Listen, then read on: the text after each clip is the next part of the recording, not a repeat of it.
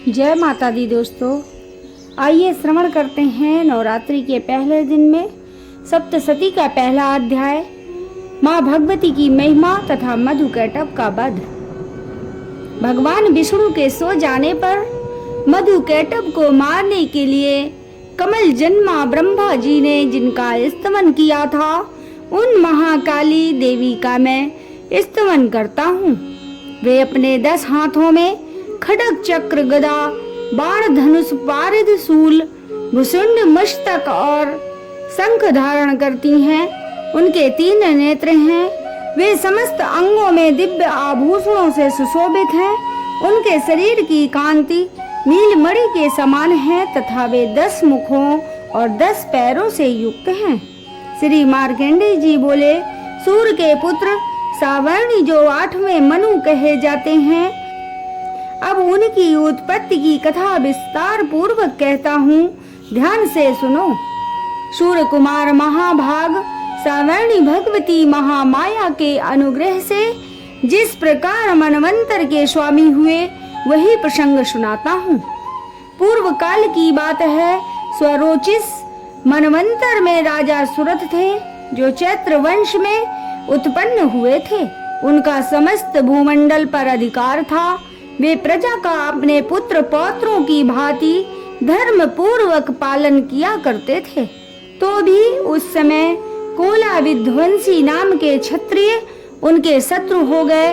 राजा सुरथ की दंड नीति बड़ी प्रबल थी। उनका शत्रुओं के साथ संग्राम हुआ। कोला विध्वंसी संख्या में कम थे, तो भी राजा सुरथ युद्ध में उनसे परास्त हो गए। तब वे युद्ध भूमि से अपने नगर को लौट आए और केवल अपने देश के राजा होकर रहने लगे। किंतु वहां भी उन प्रबल शत्रुओं ने उस समय महाभाग राजा सुरथ पर आक्रमण कर दिया। राजा का बल कम हो चुका था, इसलिए उनके दुष्ट बलवान एवं दुरात्मा मंत्रियों ने वहां उनकी राजधानी में भी राजकीय सेना और खजाने को छीन लिया। राजा सुरथ का प्रभुत्व नष्ट हो चुका था, इसलिए वे शिकार खेलने के बहाने घोड़े पर सवार हो वहां से अकेले ही एक घने जंगल में चले गए। वहां उन्होंने मेघा मुनि का आश्रम देखा, जहां बहुत से हिंसक जीव अपने स्वाभाविक हिंसा वृत्ति छोड़कर परम शांत भाव से रहते थे। मुनि के बहुत से शिष्य उस वन की शोभा बढ़ा रहे थे। वहां जाने पर मुनि ने उनका सत्कार किया और वे उन मुनि श्रेष्ठ के आश्रम पर इधर उधर विचरते हुए कुछ समय तक रहे। फिर ममता के वशीभूत होकर वहां इस प्रकार चिंता करने लगे, पूर्व काल में मेरे पूर्वजों ने जिसका पालन किया था, वही नगर आज मुझसे रहित है। पता नहीं मेरे दुराचारी भृत्यगण उसकी धर्म पूर्वक रक्षा करते हैं या नहीं। जो सदा मद की वर्षा करने वाला और सूरवीर था, वे मेरा प्रधान हाथी अब शत्रुओं के अधीन होकर ना जाने किन भोगों को भोगता होगा।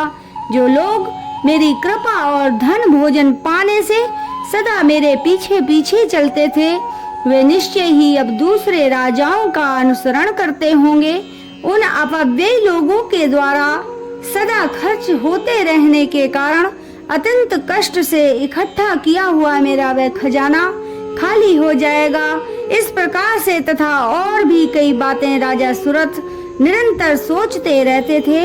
एक दिन उन्होंने वहां मेघा ऋषि के आश्रम के निकट एक वैश्य को देखा और उससे पूछा, भाई तुम कौन हो? तुम्हारे यहाँ आने का क्या प्रयोजन है? तुम क्यों शोकग्रस्त और खिन्न चित्त दिखाई देते हो? राजा सुरथ का ये प्रेम पूर्वक कहा हुआ वचन सुनकर वैश्य ने विनीत भाव से उन्हें प्रणाम करके कहा।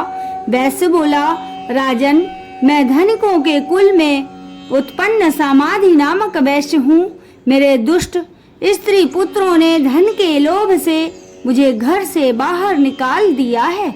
मैं इस समय धन, स्त्री और पुत्रों से विहीन हूँ। मेरे विश्वसनीय बंधुओं ने मेरा ही धन लेकर मुझे दूर कर दिया है, इसलिए दुखी होकर मैं वन में चला आया। यहाँ रहकर मैं इस बात को नहीं जानता कि मेरे पुत्रों की, स्त्री की, स्वजनों की कुशल है या नहीं। इस समय घर में वे कुशल से रहते हैं अथवा उन्हें कोई कष्ट है। वे मेरे पुत्र कैसे हैं? क्या वे सदाचारी हैं? क्या दुराचारी हो गए हैं?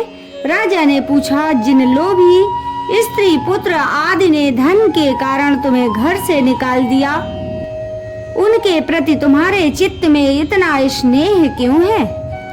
वैश्य बोला, आप मेरे विषय में जो कहते हैं वह सब ठीक है, किंतु क्या करूं, मेरा मन निष्ठुरता धारण नहीं करता। जिन्होंने धन के लोभ में पड़कर पिता के प्रति स्नेह, पति के प्रति प्रेम तथा आत्मीय जनों के प्रति अनुराग को तिलांजलि दे मुझे घर से निकाल दिया है, उन्हीं के प्रति मेरे हृदय में इतना स्नेह है। महामते, गुणहीन बंधुओं के प्रति जो भी मेरा चित्त इस प्रकार प्रेम मग्न हो रहा है, ये क्या है? इस बात को मैं जानकर भी नहीं जान पाता। उनके लिए मैं दीर्घ श्वास ले रहा हूँ और मेरा हृदय अत्यंत दुखित हो रहा है। उन लोगों में मेरे प्रति प्रेम का सर्वथा अभाव है, तो भी उनके लिए मेरा मन निष्ठुर नहीं हो पाता। इसके लिए क्या करूं?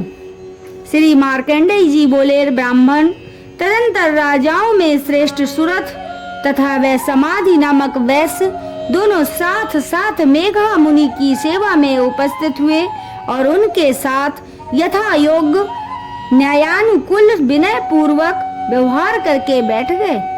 तत्पश्चात वैश्य और राजा ने वार्तालाप आरंभ किया। राजा ने कहा, भगवान, मैं आपसे एक बात पूछना चाहता हूँ, उसे बताइए। मेरा चित्त अपने अधीन न होने के कारण ये बात मेरे मन को बहुत दुखी कर देती है। जो राज मेरे हाथ से चला गया है, उसमें और उसके संपूर्ण अंगों में मेरी ममता बनी हुई है। हे मुनि श्रेष्ठ, ये जानते हुए भी कि वह अब मेरा नहीं है, अज्ञानी की भांति मुझे उसके लिए दुख होता है, ये क्या है? इधर ये वैश्य भी घर से अपमानित होकर आया है। इसके पुत्र, स्त्री और नौकरों ने इसे छोड़ दिया है, स्वजनों ने भी इसका त्याग कर दिया है, तो भी यह उनके प्रति अत्यंत स्नेह रखता है। इस प्रकार यह तथा मैं दोनों बहुत दुखी हैं, जिसमें प्रत्यक्ष दोष देखा गया है। उस विषय के लिए भी हमारे मन में ममता जनित आकर्षण पैदा हो रहा है। महाभाग, हम दोनों समझदार हैं, तो भी हम में जो मोह पैदा हुआ है वह क्या है? विवेक शून्य पुरुष की भांति मुझ में और इसमें भी ये मूढ़ता प्रत्यक्ष दिखाई देती है। ऋषि बोले, महाभाग, विषय मार्ग का ज्ञान सब जीवों को है, इसी प्रकार विषय भी सबके लिए अलग अलग है। कुछ प्राणी दिन में नहीं देखते और दूसरे रात में नहीं देखते, तथा कुछ ऐसे हैं जो दिन और रात्र में भी समान रूप से ही देखते हैं। यह ठीक है कि मनुष्य समझदार होते हैं, किंतु केवल वे ही ऐसे नहीं होते। पशु, पक्षी और मृग आदि सभी प्राणी समझदार होते हैं। मनुष्यों की समझ भी वैसी ही होती है जैसी उन मृग और पक्षियों की होती है। जैसे मनुष्य की समझ होती है, वैसे ही उन मृग, पक्षी आदि की होती है। यह तथा अन्य बातें भी प्रायः दोनों में समान ही हैं। समझ होने पर ही इन पक्षियों को तो देखो, ये स्वयं भूख से पीड़ित होते हुए भी मोहवश बच्चों की चोंच में इतने चाव से अन्न के दाने डाल रहे हैं। नरश्रेष्ठ, क्या तुम नहीं देखते कि ये मनुष्य समझदार होते हुए भी लोभ बस अपने किए हुए उपकार का बदला पाने के लिए पुत्रों की अभिलाषा करते हैं? यद्यपि उन सब में समझ की कमी नहीं है, तथापि वे संसार की स्थिति अर्थात जन्म मरण की परंपरा बनाए रखने वाले भगवती महामाया के प्रभाव द्वारा ममता में भंवर से युक्त मोह के गहन गर्त में गिराए गए हैं। अतः इसमें आश्चर्य नहीं करना चाहिए। जगदीश्वर भगवान विष्णु की योग निंद्रा रूपा जो भगवती महामाया है, उन्हीं से ये जगत मोहित हो रहा है। वे भगवती महामाया देवी ज्ञानियों के भी चित्त को बलात् खींचकर मोह में डाल देती हैं। वे इस संपूर्ण चराचर जगत की सृष्टि करती हैं तथा वे ही प्रसन्न होने पर मनुष्यों को मुक्ति के लिए वरदान देती हैं। वे ही पराविद्या, संसार बंधन और मोक्ष की हेतु सनातनी देवी ईश्वरों की भी अधीश्वरी है। राजा ने पूछा, भगवान जिन्हें आप महामाया कहते हैं वे देवी कौन है? ब्राह्मण, उनका आविर्भाव कैसे हुआ तथा उनके चरित्र कौन कौन से हैं? ब्रह्मवेत्ताओं में श्रेष्ठ महर्षि उन देवी का जैसा प्रभाव हो, जैसा स्वरूप हो और जिस प्रकार उनका प्रादुर्भाव हुआ हो, वह सब मैं आपके मुख से सुनना चाहता हूँ। ऋषि बोले, राजन, वास्तव में तो वे देवी नित्य स्वरूपा ही हैं। संपूर्ण जगत उन्हीं का रूप है तथा उन्होंने समस्त विश्व को व्याप्त कर रखा है। यद्यपि उनका प्रकट अनेक प्रकार से होता है। वह मुझसे सुनो, वे नित्य और अजन्मा है। तब भी जब देवताओं का कार्य सिद्ध करने के लिए प्रकट होती हैं, उस समय लोक में उत्पन्न हुई कहलाती हैं। कल्प के अंत में जब संपूर्ण जगत एकारणों में लीन हो रहा था और भगवान विष्णु शेष नाग की सैया बिछाकर योग निंद्रा का आश्रय ले सो रहे थे, उस समय उनके कानों के मैल से दो भयंकर असुर उत्पन्न हुए जो मधु और कैटभ के नाम से विख्यात थे। वे दोनों ब्रह्मा जी का वध करने को तत्पर हो गए। भगवान विष्णु के नाभि कमल से विराजमान प्रजापति ब्रह्मा जी ने जब उन दोनों भयानक असुरों को अपने समीप पाया हुआ और भगवान को निद्रा मग्न देखा, तब एकाग्रचित होकर उन्होंने भगवान विष्णु को जगाने के लिए उनके नेत्रों में निवास करने वाली योग निद्रा का स्तमन आरंभ किया, जो इस विश्व की अधीश्वरी है, जगत को धारण करने वाली, संसार का पालन और संहार करने वाली तथा तेज स्वरूप भगवान विष्णु की अनुपम शक्ति है। उन्हीं भगवती निद्रा देवी की भगवान ब्रह्मा स्तुति करने लगे। ब्रह्मा जी बोले, हे देवी, तुम ही स्वाहा, तुम ही स्वधा और तुम ही वृष्टाकार हो। स्वर भी तुम्हारे ही स्वरूप हैं। तुम ही जीवन दायिनी सुधा हो। नित्य अक्षर प्रणव में आकार, उकार, मकार, इन तीनों मात्राओं के रूप में तुम ही स्थिर हो तथा इन तीनों मात्राओं के अतिरिक्त जो बिंदु रूप नित्य अर्ध मात्रा है, जिसका विशेष रूप से उच्चारण नहीं किया जा सकता, वह भी तुम ही हो। हे देवी, तुम ही संध्या, सावित्री तथा परम जननी हो। देवी, तुम ही इस अखिल ब्रह्मांड को धारण करती हो। तुमसे ही इस जगत की सृष्टि होती है, तुम ही से इसका पालन होता है और सदा तुम ही कल्प के अंत में सबको अपना ग्रास बना लेती हो। हे जगजननी देवी, इस जगत की उत्पत्ति के समय तुम सृष्टि रूपा हो, पालन करने में स्थिर रूपा हो तथा कल्पांतर के समय संहार रूप धारण करने वाली हो। तुम ही महाविद्या, महामाया, महामेघा, महास्मृति, महामोह रूपा, महादेवी और महासुरा हो। तुम ही तीनों गुणों को उत्पन्न करने वाली प्रकृति हो। भयंकर काल रात्रि, महारात्रि और मोह रात्रि भी तुम ही हो। तुम ही श्री, तुम ही ईश्वरी, तुम ही हिरी और तुम ही बोध स्वरूपा बुद्धि हो। लज्जा, पुष्टि, तुष्टि, शांति और क्षमा भी तुम ही हो। तुम खड्ग धारणी, शूल धारणी, घोर रूपा तथा गदा, चक्र, शंख और धनुष बाण धारण करने वाली हो। बाण, भीषुंड और पारद ये भी तुम्हारे अस्त्र हैं। तुम सौम्य और सौम्यतर हो। इतना ही नहीं, जितने भी सौम्य एवं सुंदर पदार्थ हैं, उन सब की अपेक्षा तुम अधिक सुंदरी हो। पर और अपर सब में परे रहने वाली परमेश्वरी तुम ही हो। सर्वस्वरूप देवी, कहीं भी सत असत रूप जो कुछ वस्तुएं हैं और उन सब की जो शक्ति है वह तुम ही हो। ऐसी अवस्था में तुम्हारी स्तुति क्या हो सकती है? जो इस जगत की सृष्टि, पालन और संहार करते हैं, उन भगवान को भी जब तुमने निद्रा के अधीन कर दिया है, वह तुम्हारी स्तुति करने में यहाँ कौन समर्थ हो सकता है।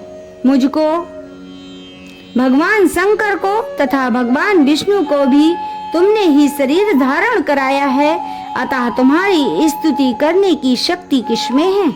देवी, तुम तो अपने इस कृपालु प्रभाव से भी प्रशंसा के योग्य हो। ये जो दोनों दुर्धर्ष असुर मधु और कैटभ है, इनको मोह में डाल दो और जगदीश्वर भगवान विष्णु को शीघ्र जगा दो। साथ ही इनके भीतर इन दोनों महान असुरों को मार डालने की बुद्धि उत्पन्न कर दो। श्री मार्कंडेय जी बोले, राजन, जब ब्रह्मा जी ने मधु और कैटभ को मारने के उद्देश्य से भगवान विष्णु को जगाने के लिए तमोगुण की अधिष्ठात्री देवी योग निद्रा की इस प्रकार स्तुति की, तब वे भगवान के नेत्र, मुख, नासिका, बाहु, हृदय और वक्ष स्थल से निकलकर अव्यक्त जन्मा ब्रह्मा जी की दृष्टि के समक्ष खड़ी हो गईं। योग निद्रा से मुक्त होने पर जगत के स्वामी भगवान जनार्दन एकारण जल में शेषनाग की शैया से जाग उठे। फिर उन्होंने उन दोनों असुरों को देखा। वे दुरात्मा मधु और कैटभ अत्यंत बलवान और पराक्रमी थे और क्रोध से लाल आंखें किए विष्णु जी को खा जाने के लिए उद्योग कर रहे थे। तब भगवान श्री हरि ने उठकर उन दोनों के साथ 5000 वर्षों तक केवल बाहु युद्ध किया। वे दोनों भी अत्यंत बल के कारण उन्मत्त हो रहे थे। इधर महामाया ने भी उन्हें मोह में डाल रखा था, इसलिए वे भगवान विष्णु से कहने लगे, हम तुम्हारी वीरता से संतुष्ट हैं, तुम हमसे कोई वर मांगो। श्री भगवान बोले, यदि तुम दोनों मुझ पर प्रसन्न हो तो अब मेरे हाथ से मारे जाओ। बस इतना सा ही मैंने वर मांगा है, यहाँ अन्य किसी वर से क्या लेना है। इस प्रकार चले जाने पर जब उन्होंने संपूर्ण जगत में जल ही जल देखा, तब कमल नयन भगवान से कहा, जहाँ पृथ्वी जल में डूबी हुई न हो, जहाँ सूखा स्थान हो, वहीं हमारा वध करो। श्री मार्कंडेय जी बोले, तब तथास्तु कहकर शंख, चक्र और गदा धारण करने वाले भगवान ने उन दोनों के मस्तक अपनी जांघ पर रखकर चक्र से काट डाले। इस प्रकार ये देवी महामाया ब्रह्मा जी की स्तुति करने पर स्वयं प्रकट हुई थी। अब तुमसे उनके प्रभाव का पुनः वर्णन करता हूँ, सुनो।